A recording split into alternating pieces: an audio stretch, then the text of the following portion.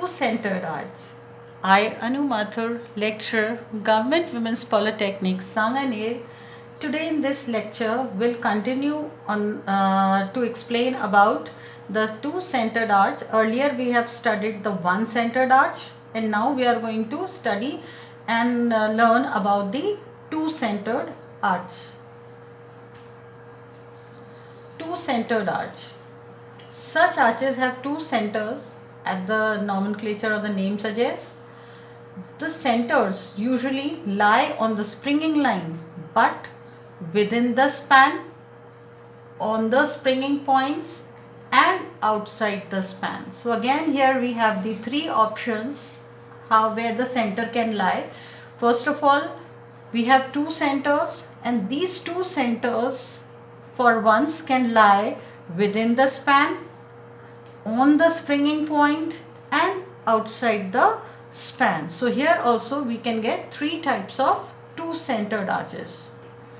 And the two-centered arches so formed are blunt, equilateral, and lancet. Depending upon the position of the centers, these three types of two-centered arches are being formed. One special thing about the two-centered arches, it usually has a joint instead of a keystone at the apex. उसका मतलब यानी कि जहाँ पे भी दो curves आपके arch के आके मिलते हैं, यानी एपेक्स पे, यानी कीस्टोन वाले या क्राउन पे आके जहाँ पे आपका ये कर्व्स मिलते हैं, वहाँ पे जॉइंट क्रिएट किया जाता है, ना कि कोई कीस्टोन प्लेस किया जाता है. तो this is bit different from what we have studied in the one-centered arches.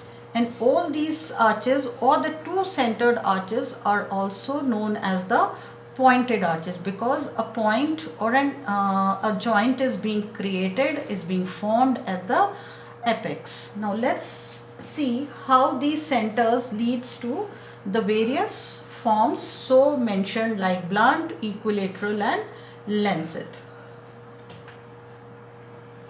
Here comes the lancet or acute arch.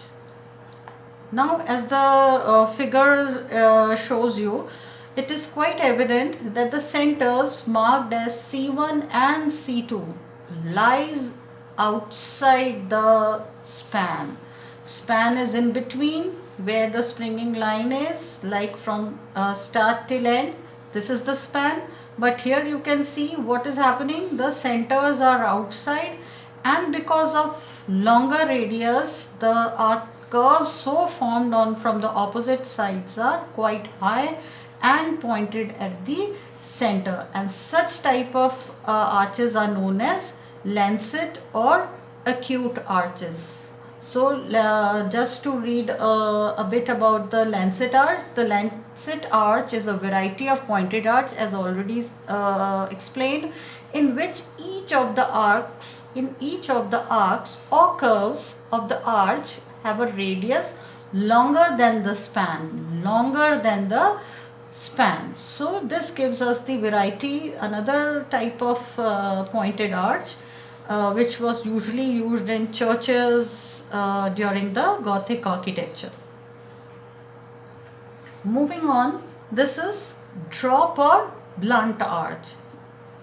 This is another type of pointed arch, but here it is, as the name suggests, it is a bit dropped or blunt in nature. Just because of why such a shape is being achieved?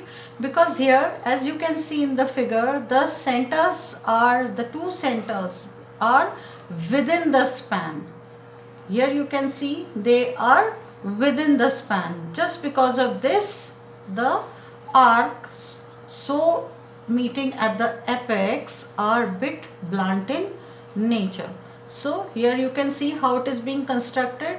Here it is the springing line. On the springing line we have the two centers, and these two centers are being aparted equidistant from the center of the springing line, and the radius so taken to construct an arc to form this kind of an arch is quite evident.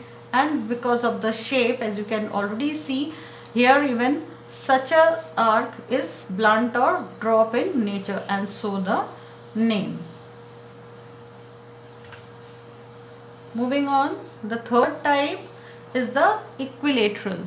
The equilateral arch is again a type of a pointed arch or a two-centered arch, but here you can see it is formed when the centers are on the springing point itself.